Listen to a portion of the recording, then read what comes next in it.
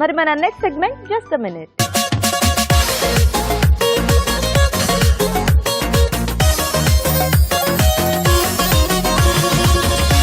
So Raj గారు రెడీయా? Ready అండి. జస్ట్ మినిట్ లో ఈ రోజు ఏం చేస్తున్నారు? వడ చేస్తున్నాను. వడ కొంచెం ధనియా ఫ్లేవర్ లో వస్తుంది. సాగు ధనియా వడ. ఓ సో సగ్గు బియ్యము ధనియా ఫ్లేవరా? ఎస్. ఓకే ఓకే, మరి సాగో ధనియా వడ తయారీకి కావాల్సిన పదార్థాలు ఏంటో చూద్దాం. సాగో ధనియా వడ తయారు చేయడానికి కావాల్సిన పదార్థాలు: నానబెట్టిన సగ్గు బియ్యం 1 కప్పు, శనగపిండి 1/2 కప్పు, బియ్యపిండి 2 టేబుల్ స్పూన్లు, తరిగిన అల్లం 1 టీ స్పూన్, తరిగిన పచ్చిమిరపకాయలు 2, జీలకర్ర 1 టీ స్పూన్, ఉప్పు తగినంత, కారం తగినంత, కొత్తిమీర 1 కప్పు, నూనె డీప్ ఫ్రైకి సరిపడా, ధనియాలు 1/2 టీ స్పూన్. ఓకే అండి, మరి కావాల్సిన పదార్థాలన్నీ చూసారు కదా. రాజుగారు మొదలు పెడదామా? ఓకే అండి. సో ముందుగా డీప్ ఫ్రై ఆయిల్ పెట్టేస్తున్నాం. Okay. Saffola edible oil. So ఇదేంటంటే మనకు చాలా లైట్ గా ఉంటుంది. డీప్ ఫ్రై లాంటివి చేసుకున్నప్పుడు సఫ్లా ఆయిల్ తో మనకు తక్కువగా ఆయిల్ అబ్జర్వ్ చేస్తుంది. సో కొంచెం లైట్ గా కూడా ఉంటుంది. సో కాబట్టి ఇది బెటర్ గా ఉంటుంది. సో ఈ ఆయిల్ వాడుతున్నాం. సో ముందుగా మనం సగ్గుబియ్యం నానబెట్టి పెట్టేసుకుంటే మనకు ప్రాసెస్ అనేది ఫాస్ట్ గా అవుతుందండి. సో దీంట్లో ధనియా అన్నాం కదండి. సో కొత్తిమీర కొంచెం క్వాంటిటీ ఎక్కువగా ఉంటుంది. అలాగే బ్యాండింగ్ కొరకు శనగపిండి, కొద్దిగా క్రంచిగా రావడానికి బియ్యపిండి, అలాగే సన్నగా తరిగిన అల్లం ముక్కలు, సన్నగా తరిగిన పచ్చిమిరపకాయలు, కొద్దిగా జీలకర్ర, అలాగే కొద్దిగా ధనియాలు కూడా యాడ్ చేస్తున్నాను. కొంచెం క్రష్ చేసేస్తే మనకు టేస్ట్ అనేది బాగా వస్తుంది.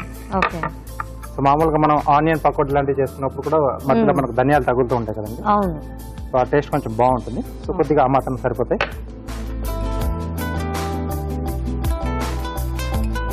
జస్ట్ అలా 2 పలుకులుగా అయితే మనకు సరిపోతుంది.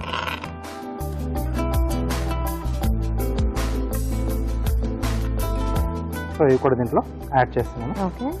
సో ఇక్కడ కొత్తిమీర ఫ్లేవర్, మనకి ధనియాల ఫ్లేవర్ రెండు కూడా కొంచెం బాగా తెలుస్తూ ఉంటాయి అన్నమాట. అవునండి.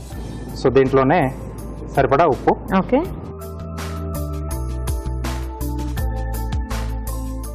సో కొద్దిగా కారం. సో ఇది కొంచెం కలర్ మనకు బాగా వస్తుంది.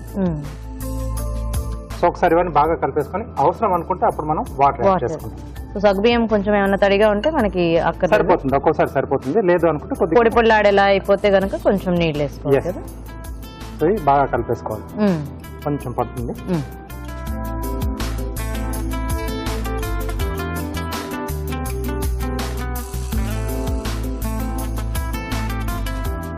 సో అది మనము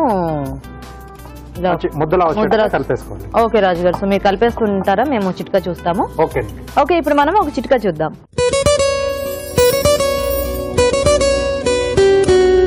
ఇప్పుడు మీకోసం మరో చిట్కా.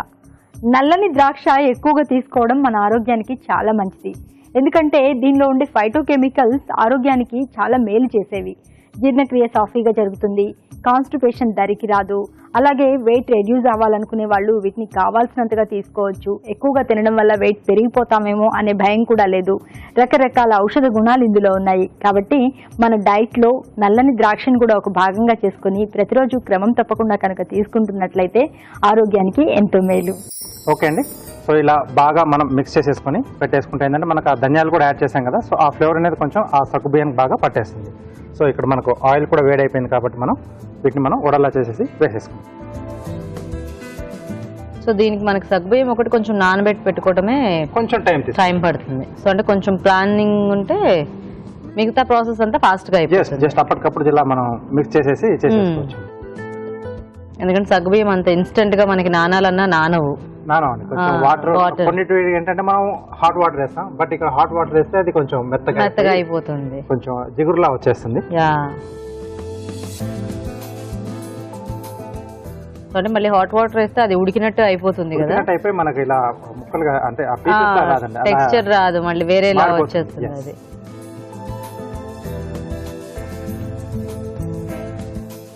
సో ఇలా మనకు కావాల్సిన వేసేసుకోవాలి. రెగ్యులర్ గా మామూలు ఏంటంటే కొంచెం కొత్తిమీర, పుదీనా, కొంచెం జీలకర్ర, గరం మసాలా వేసి చేసుకుంటారు. సో ఇది ఇలా మనం పర్టికులర్ ఒక ఫ్లేవర్ లో తీసుకుంటే కొంచెం ఎక్కువ క్వాంటిటీ అది యాడ్ చేసుకొని బాగుంటుంది, కొంచెం వెరైటీగా కూడా ఉంటుంది. సో యూజువల్ గా ఈ వడలన్నా పకోడీ అన్నా మనకి ఆ కొత్తిమీర కంపల్సరీ వేస్తూనే ఉంటారు. ఎస్, సో మామూలుగా వేసుకున్న దాని మీద కొంచెం ఇందులో ఇంకొద్దిగా ఎక్కువ క్వాంటిటీ యాడ్ ఎక్కువ చేసుకోవాలి. క్వాంటిటీ యాడ్ చేసుకుంటాం. కొంచెం మంచిగా ఫ్లేవర్ తెలియాలి, కొంచెం ధనియా అనుకున్నప్పుడు కొద్దిగా ధనియాలు వేసుకుంటే కూడా. సో పకోడీలో మెయిన్ గా అది మధ్య మధ్యలో తగ్గుతూ ఆ టేస్ట్ అనేది డిఫరెంట్ గా ఉంటుంది. చాలా మందికి అది తెలియదు ధనియాలు వేసేది, బట్ హోటల్లో తినడానికి అంటే మనం మామూలుగా స్వీట్ షాప్ లో కానీ తీసుకున్న దానికి సో ఆ తేడా మనం ఇంట్లో చేసుకున్న దానికి కొంచెం ఆ డిఫరెన్స్ ఉంటుంది. Difference. Okay okay okay, so ఇలా ఎన్ని కావాల్సిన మనం రెడీ చేసేసుకుంటాం. కొంచెం స్లో ఫైర్ లో చేసుకోవాలి, అంటే మనకు బాగా నానిపోయి ఉన్నాయి కదా సగ్గుబియ్యం, కొంచెం స్లో ఫైర్ లో అవుతే మనకు మంచి పైన లేయర్ లో ఉన్నది మొత్తం కొంచెం క్రంచిగా వచ్చి చాలా బాగుంది. ఓకే, సో ఇవి ఇంకొంచెం వేగాలి కదా రాజు గారు? అవునండి, అంటే కొంచెం వేగిన తర్వాత అది కొంచెం లైట్ వెయిట్ అయిపోయి చాలా పైకి వస్తుంది. వచ్చేస్తుంది, ఒకటే వచ్చింది. మిగతా వచ్చిన తర్వాత అప్పుడు వాటి మనం టర్న్ చేసుకోవాలి. ఓకే, సో ఈలోగా కార్వింగ్ చేసి చూపిస్తారా? ఓకే అండి. సో ఏం చేస్తున్నారు రాజు గారు? కీరా అలాగే టమాటోతో ప్లేట్ గార్నిష్ చేస్తున్నాండి. ఓకే, అన్ని పైకి వచ్చాయి.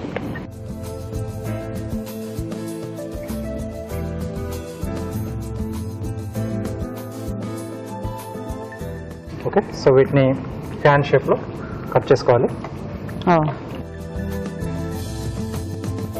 సో మనం సింపుల్ గా చేసుకునే కార్వింగ్స్ తోనే కొంచెం కాంబినేషన్స్ లో మనం ఎలా అరేంజ్ చేసుకోవచ్చో చూపిస్తున్నాను.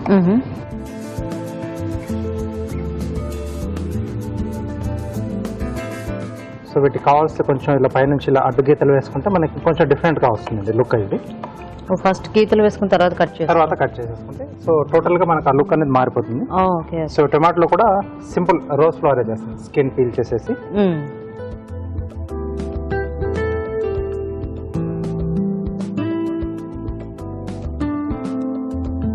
ఇది స్కిన్ పీల్ చేసుకుని మధ్యలో కట్ అయితే అక్కడి నుంచి మళ్ళీ ఓపెన్ చేసేసుకొని మనం రోల్ చేసేటప్పుడు ఓవర్ ల్యాపింగ్ చేసేసుకొని రోల్ చేసేసుకోవచ్చు. ఓకే, సో బాగానే వస్తుంది.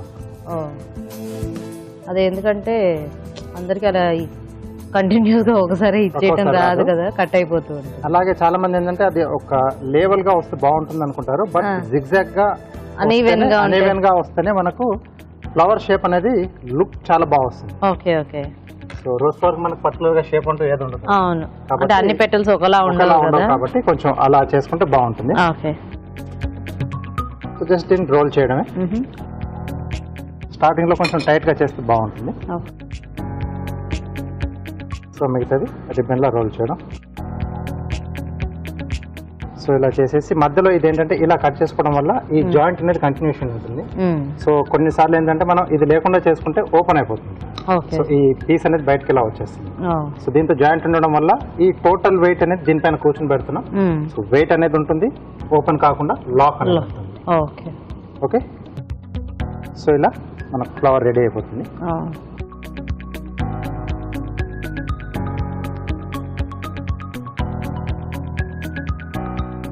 ఓకే, సో కలర్ కూడా వచ్చేసింది.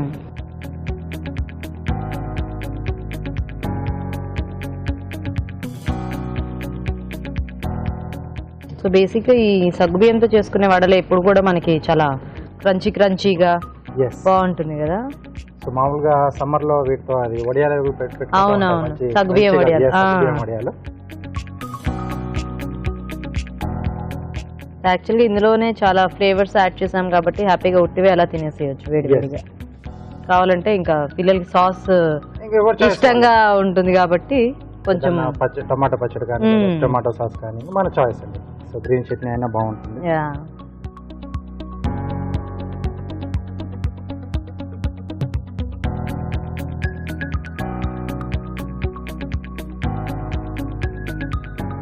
సో ఇక్కడ వీటిని ఏంటంటే కొంచెం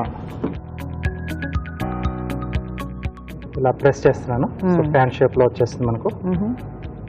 సో మిగతా రెండు కూడా సేమ్ అలాగే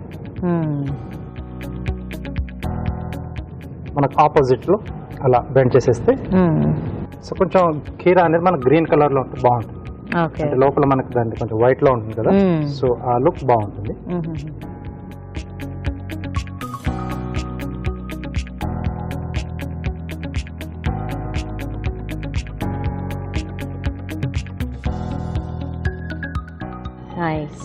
ఓకే అండి, సాగో ధనియా వడ రెడీ. ఇది కూడా చాలా బాగా వచ్చింది. ఎస్, కలర్ బాగుంది. కలర్ బాగుంది.